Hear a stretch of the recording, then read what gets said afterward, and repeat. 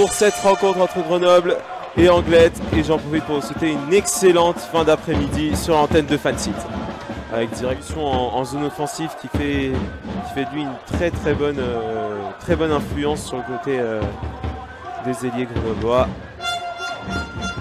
Avec Damien Fleury qui a eu du mal à s'incruster dans la zone défensive angloise.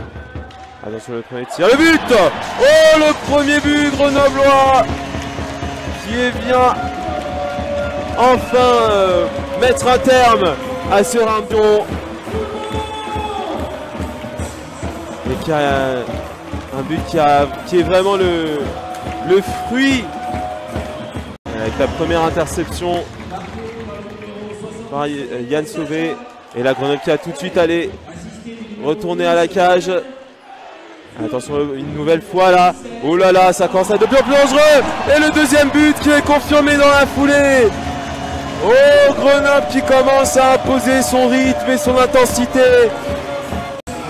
Et là il faut faire attention parce qu'on sait à quel point c'est dangereux une fois que Grenoble commence à être confortable.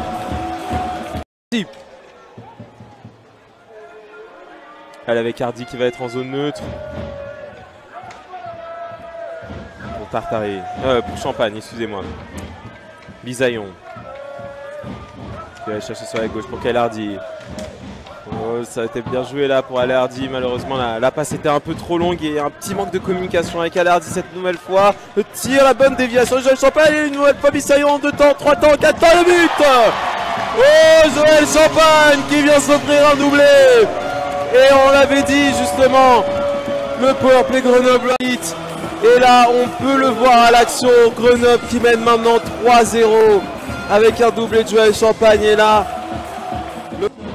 ouais, c'est pénalité logique, hein. C'est vrai que la dureté sur le coup était clairement visible. Très bonne décision des arbitres. Et powerplay anglois qui peut continuer à faire son petit bonhomme de chemin. Et le premier but, le voici, ce premier but et cette ouverture du score côté anglois. Et voilà peut-être l'événement déclencheur à faire sauter le verrou tchèque de Lucas Sorak. Et pour l'instant on est allé vraiment faire attention du côté de l'Ormadi d'Anglette. Ça peut être dangereux ces multiples reprises de rebond devant la cage. Avec Vincent Carrière de l'espace, oui, très bien utilisé pour Damien Fleury. Avec Garnier de tir. Ah, c'était Manavian, excusez-moi. Avec Fleury. Et Noël Faki a très bien décalé. Le tir et le but. Oh, le but de Manavian, pire moment possible pour l'Ormadi d'Anglette. À 21 secondes de la fin de cette deuxième période, Grenoble qui vient enfoncer et qui vient mettre un énorme coup de poignard au momentum anglois. Ah, c'est dur. Ah, c'est très dur. Thomas Decoq qui s'est fait intercepter là malheureusement. Wow. Valier. Il a le centre de la glace pour lui tout seul. Avec le tir de Fleury, le but. Oh, quel coup de carabine de la part de l'assistant capitaine grenoblois.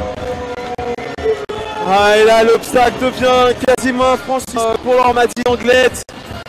Mais une nouvelle fois, quel coup de canon de la part de Damien Fleury. On ne peut que... Ah, my bad, c'était Adel Koudry. Mais en tout cas, quel coup de canon de la part